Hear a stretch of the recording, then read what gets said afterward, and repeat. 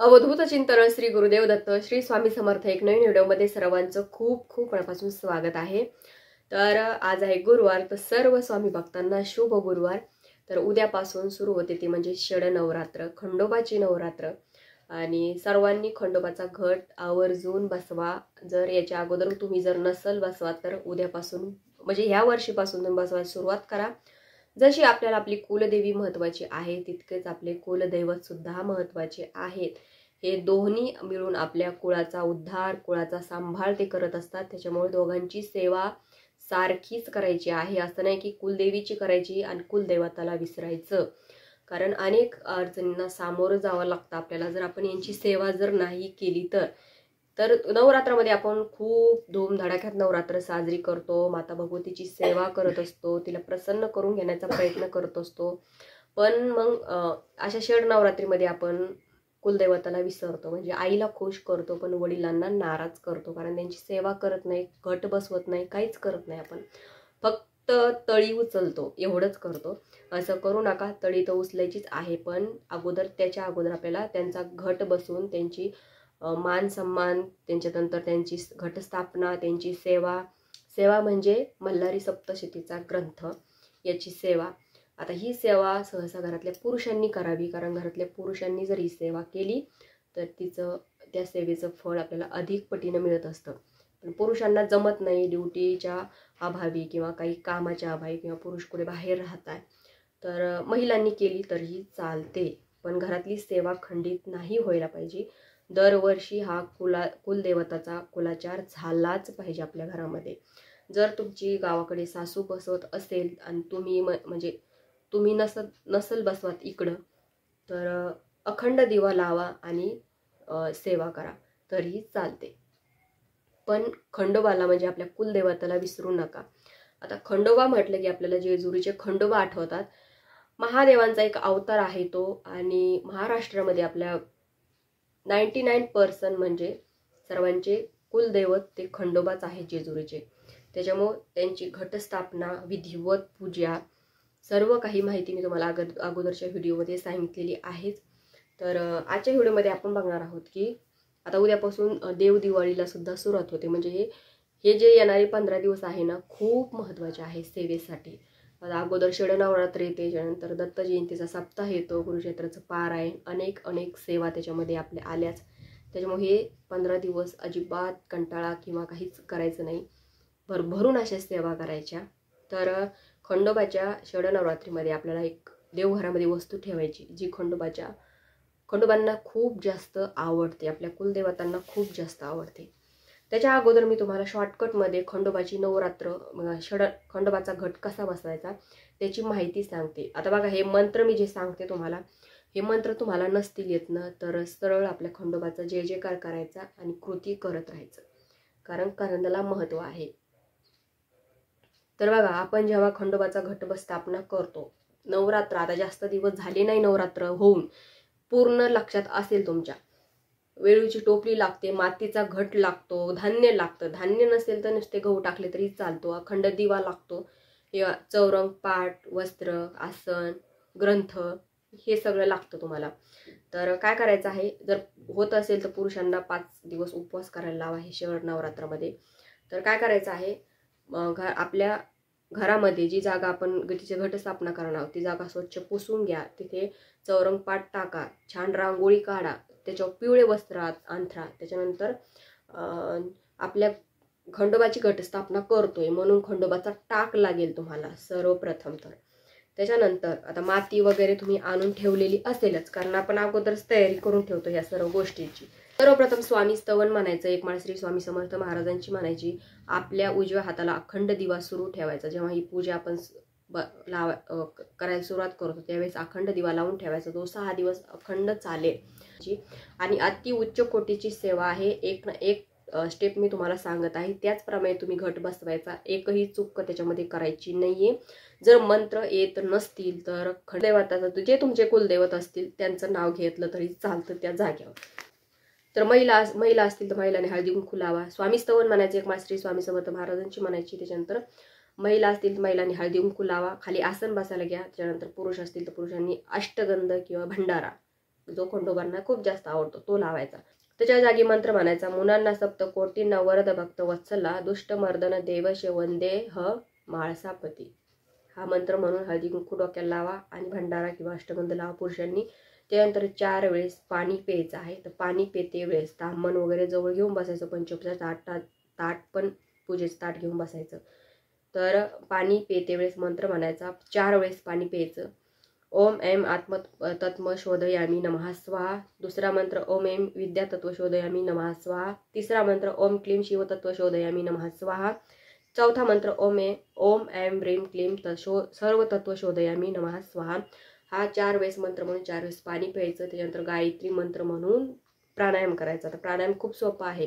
मधल्या 2 बोटांनी डावी नाकपुडी, त्याच्यानंतर उजवी नाकपुडी दाबायची. मनातली मनात गायत्री मंत्र म्हणायचा. त्यानंतर श्वास बाहेर सोडायचा. उजवा कान, डावा कान, मुख आपलं. खूप सोपं आहे. संकल्प. हातात पाणी घ्यायचं, अक्षदा घ्यायचा. पाणी अक्षदा घ्यायची. महिला दोघं नवरा बायको बसलेली असतील तर महिलांनी फक्त हाताला हात लावायचा, पुरुषांनी सगळी कृती करायची.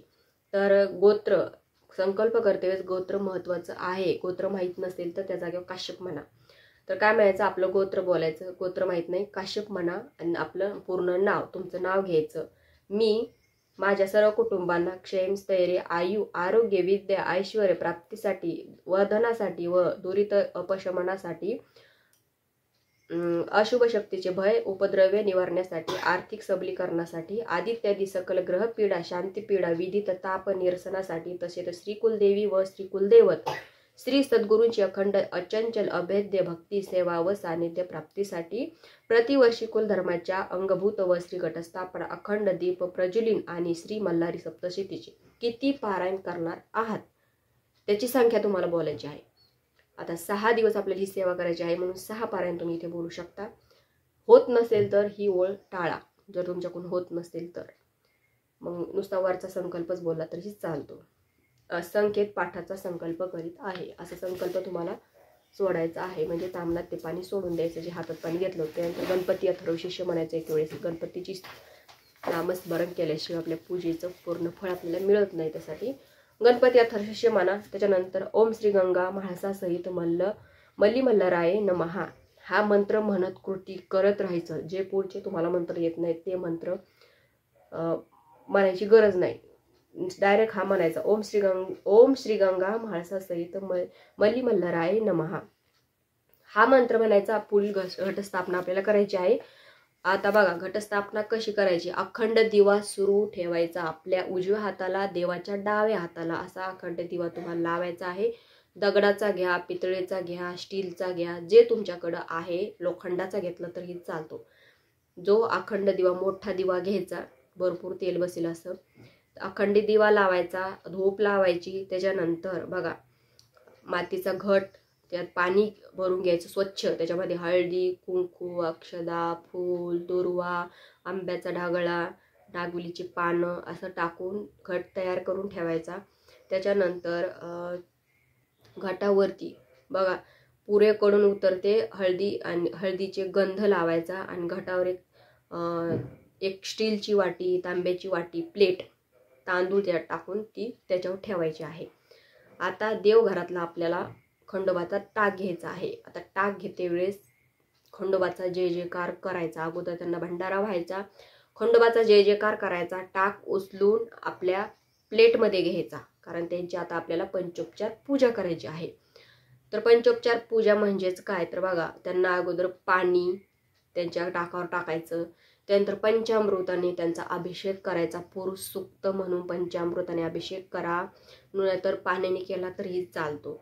त्याच्यानंतर स्वच्छ टाक पुसून घ्यायचा आणि तुमच्या जे प्लेट घेतलेली आहे, आता तुम्ही जी चौरंग पाट घेतलेला आहे त्याच्या वस्त्र टाकले आहे, तिथं ते वेळूची टोपली, त्यात माती, त्यात धान्य नसतील तर गहू टाका, माती थोडंसं पाणी टाका, तो घट त्याच्यावर ठेवून द्या, त्याच्यावर प्लेट.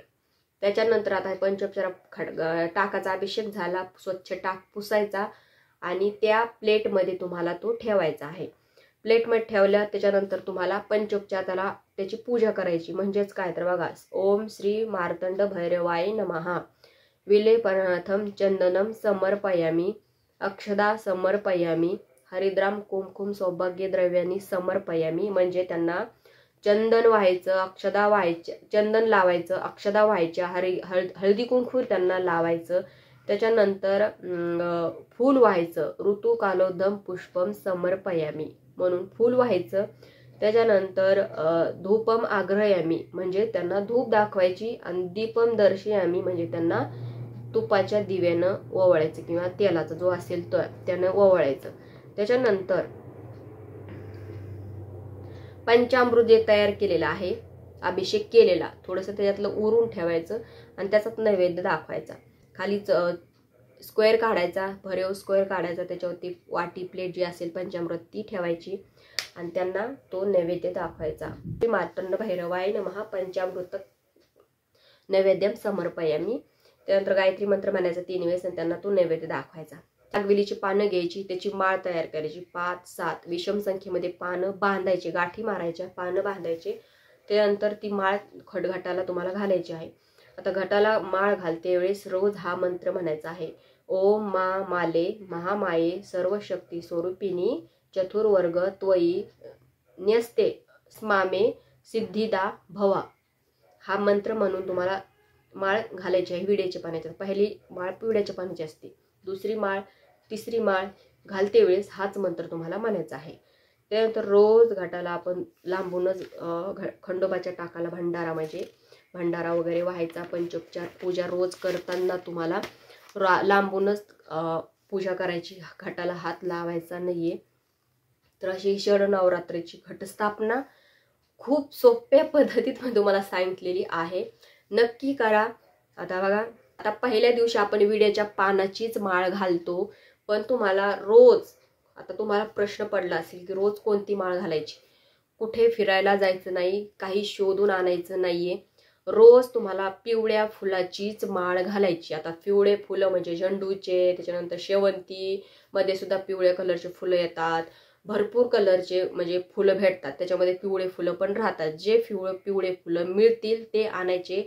नाही जर मिळाले तर झेंडूच्या फुलाचीच रोज घातली तरी चालते, फक्त कलर पिवळा पाहिजे. तर अशा पिवळ्या कलरची रोज न चुकता तुम्हाला हे करायचं आहे, माळ घालायची आहे. होत असेल तर मल्हारी सप्तशतीचा पाठ करा रोज न चुकता. आता बघा, बरेच जण 14 पाठ करतात, 28 पाठ करतात, पण इतके नाही होत. कमीत कमी एक तरी करा शरद नवरात्र चंपाषष्ठीपर्यंत. तर अशी सेवा करायची आहे तुम्हाला खंडोबाची. आणि बघा, आता खंडोबाला काय जास्त काय आवडतं, भंडारा. तर तुम्हाला तुमच्या देवघरामध्ये थोडासा भंडारा ठेवायचा आहे. एका वाटीमध्ये ठेवा, तर एखाद्या कागदाची पुडी करून तो ठेवा. तो भंडारा ना खूप महत्त्वाचा आहे.